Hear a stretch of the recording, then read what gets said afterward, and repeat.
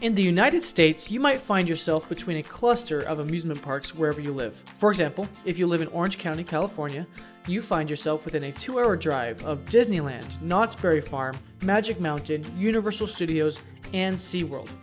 There are other similar theme park-rich areas like in Florida or in the eastern United States.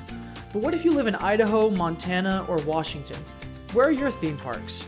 You may think it's just a sad place to live, isolated from roller coasters and thrills, but you would be wrong, my friend, because along came Silverwood to cure the northwestern states of their roller coaster withdrawals. Silverwood is home to a theme park and water park in Atoll, Idaho, right at the tippy top of the United States, and with over 70 rides and attractions, it's a Pacific Northwest's largest theme park. You may not have heard of Silverwood before, but I hope to change that, because it is no longer a park that you visit just when you're in the area, but a park that I honestly think is worth traveling to visit if you can manage it. And I'm going to give you 10 reasons why it's unique from other parks and worth your trip. Number 1. Home to the original Corkscrew roller coaster. There may be a lot of roller coasters on your bucket list, but there are not many you can ride that are as historically significant as this one. Corkscrew is the world's first corkscrew roller coaster, which originally opened at Knott's Berry Farm in 1975 and eventually found a new home at Silverwood in 1990. While this doesn't dominate the skyline or give you all the forces the newer coasters would provide, this is one of the coasters I am the most proud to have ridden this year. When you ride Corkscrew, you get to say that you rode a piece of history. Number 2, Boulder Beach. Something interesting about Silverwood is that their water park, Boulder Beach, is automatically included in the price of a ticket, and it honestly might be the best water park I've ever been to. I originally didn't plan to go to this water park when we visited with family, as more of a coaster enthusiast myself, but our group decided eventually to spend a few hours at Boulder Beach before it closed, and we ended up leaving wishing that we had spent more time there. The water park is huge, first of all, with tons of different towers offering different combinations of slides. The lazy river is perfect, even with an in-water drinks shop. There are 2 amazing wave pools, fair food prices, 2 awesome play areas for kids, and more. Now I understand why so many people travel far just to go to the Boulder Beach. Number 3, Eagle Hunt, a world-class water coaster. One extra awesome cherry on top for Boulder Beach is Eagle Hunt, the first dueling water coaster in the western United States and the longest dueling water coaster in the United States. Before you get mad at me for talking about slides on a channel all about roller coasters, I hope you know that this feels very different than any other water slide I've ever been on. With water jets propelling you upward 4 different times on the ride, this is the longest slide ride I think I've ever been on in my life, and it's just an amazing technical feat. And getting extremely drenched multiple times and dueling with other riders on the slide is just an added bonus. If you're a roller coaster enthusiast, don't sleep on Eagle Hunt when you visit Silverwood just because it's technically not a roller coaster. Give it a ride, and it might even be the highlight of your visit. Number 4, Aftershock. This one's a little bit more sentimental for me, but Aftershock is an amazing roller coaster, and also adds some rarity to Silverwood.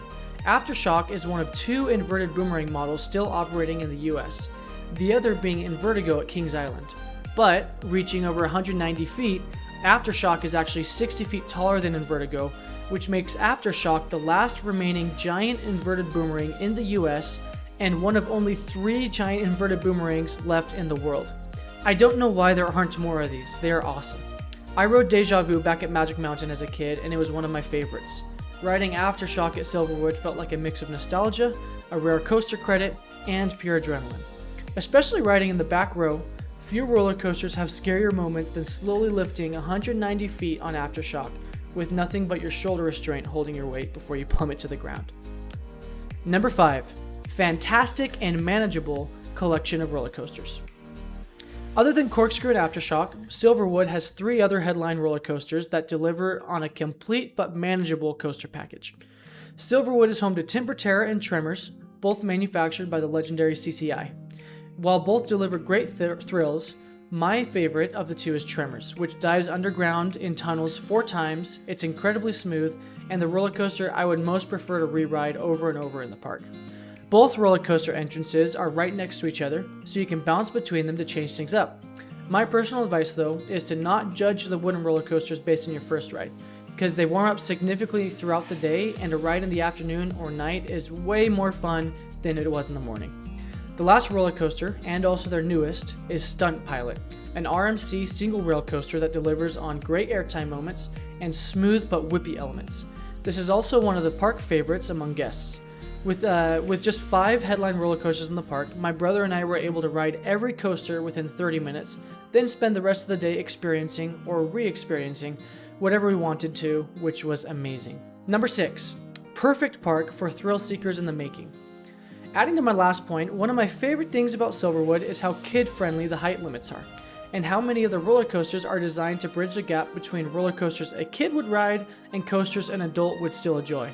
For example, 2 Great Woodies, Timber Terror and Tremors, they both only have a 42-inch height limit. For context, I rode it with my 5-year-old nephew for his first real roller coaster ride ever, and it was a perfect amount of thrill for us. Just enough to scare him but leave him wanting to run back in line to ride them again, but also fun enough that I enjoyed the heck out of every ride that day. Actually, my 7-year-old niece, who is 48 inches tall, was tall enough to ride Stunt Pilot and Corkscrew as well. She was even tall enough to ride actually every ride in the park except for Aftershock. How cool is that? I didn't even realize until Silverwood that watching kids become coaster enthusiasts is just about as fun as experiencing the coasters yourself. So I'm grateful that this park made accessibility for whole families a priority, and that a 7-year-old can ride almost everything I can, and we can both enjoy them for different reasons. Number 7, the most beautiful park setting. If you talk to anyone about Coeur d'Alene, Idaho, the most common thing you've probably heard, even from the people who have never been, is, "Boy, it sure is beautiful up there." And it really is one of the most beautiful areas I've ever been to. You know, it's like northern Washington, northern Idaho, just lakes and forests everywhere. I say this because Silverwood's home is Atoll, Idaho, just about 20 minutes north of Coeur d'Alene. It's just as beautiful as Coeur d'Alene because it's so close, and as someone who grew up in more deserty areas, it's pretty amazing to attend a theme park surrounded by beautiful mountains and forests and lakes. It feels like you're riding roller coasters in the middle of forest and farmland, because you are. And also one of the perks of being in northern Idaho is you have just about the best summer weather there, where it's cool enough to spend a full day walking around, but also warm enough to enjoy a water park. Number 8, quickly growing and more to come. Silverwood has been steadily growing over the last few years. Just in the last 10 years, Silverwood and Boulder Beach have seen either the addition or retheming of Stunt Pilot in 2021, Panic Plunge in 2019, Crazy Coaster 2022, Riptide Racer 2019, and the Emerald Forest in 2024, a new water park area home to a kids play area, and then the legendary Eagle Hunt that I already talked about, the nation's longest dueling water coaster. On top of that, Silverwood just became a part of Herschend Family Entertainment, which is, in my opinion, the best theme park management group in the world. I think Silverwood has the potential to become one of their flagship parks like Dollywood and Silver Dollar City, and we will see the park continue to grow year after year steadily while keeping its identities and values intact. So if I were you, or if I were a Silverwood local, I would be really excited to see what the future holds for Silverwood. And who knows, maybe they'll even pick up Air Force One. Number 9, fair pricing and charges. One thing that really impressed me at Silverwood was just how fair the prices of everything after ticket prices are in the park. And more than anything, it just makes the guests feel like the park cares about them, not just their pockets. First, the water park is included with every ticket, so every guest has access to every attraction just with the base fee. Second, parking is only $10. In a world of crazy parking fees for already paying customers, $10 felt very fair to me because I'm used to paying $30 or $45. Third, in-park food prices are much lower than expected, honestly. We didn't end up buying any food on our visit, but I remember seeing things like you could buy a Huckleberry Shake for $6.99, and many meals were a lot lower in price than I expected. Obviously, do your research before going to the park because obviously all these prices can change, but it was a surprise to be in a theme park that doesn't charge more than double what normal prices would be outside of the park for a product or meal that's just the same value and taste. Fourth, they were incredibly lenient with bringing food into the park. You can bring a qualifying cooler into the park full of food, or like we did, we just brought a bunch of snacks in the bottom of our stroller. With 4 little kids in our group, being able to bring a bunch of snacks was a huge relief and courtesy from the park. Fifth, I don't know if any other parks do this, but you can borrow a life jacket at the water park for your kids for free for the day. We spent the whole day thinking, man, we should have brought a life jacket, but we didn't want to pay for one. And at the end of the day, we found out that they were free for everyone. Why put a price on your kids' safety? I love it. And the last thing is, at least when we were there was a section of the park map that taught you how to make a hat out of a newspaper map. And if you did it and took it to the general store, you'd get a free souvenir. Now, that might just be a seasonal thing, but I think it's an evidence that this park is just trying to reward you with things. There are parks where you feel like they're just trying to squeeze every penny out of you. Then there are parks where it feels like they're dying to give you a little more as long as they can afford it. And I feel like Silverwood was the latter. Number 10, a park driven by great values, great cleanliness, and great environment. Finally, I believe that Silverwood is not just a park with great coasters and attractions. The overall feeling I got from Silverwood is that they have great values, great standards, and a great environment. This was probably the cleanest park that I've seen in a long time, and it's not close. The staff were very friendly and helpful. Some kids got free tickets to the parks because they hit a reading goal. It felt like a patriotic park founded on good values and prioritizing the family experience. It's hard to put your finger on it, but when we walked out of Silverwood, we felt like we were the park's biggest priority. Everyone says the customer's the biggest priority, but it's not so often you really feel it so overwhelmingly as you walk out the park. And I'll be honest, it was not a perfect day in the park, and there were some things I wish could have happened differently, but those things never made me doubt that the park was dedicated to delivering an experience unlike any other to my family and I, just because they wanted to. And that is one of the most difficult accomplishments to replicate. Anyway, that's my take on Silverwood. Let me know if your experience was the same or different, and if you hadn't had an experience, let me know how it is when you go. For tips before you visit, behind the scenes, advertisements, and ticket giveaways, Silverwood actually has a blog at silverwoodexpress.com that you can check out. And if you want to stay in the loop and find out the inner workings of the park, Silverwood also has a podcast that I believe is weekly called The Silverwood Show, with a special guest each episode. And you can find the best ticket prices always at silverwoodthemepark.com.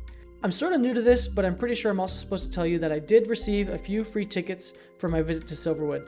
But I promise you that everything I've said in this video is my honest opinion of Silverwood. And this park was very high on my bucket list already for a long time for several reasons.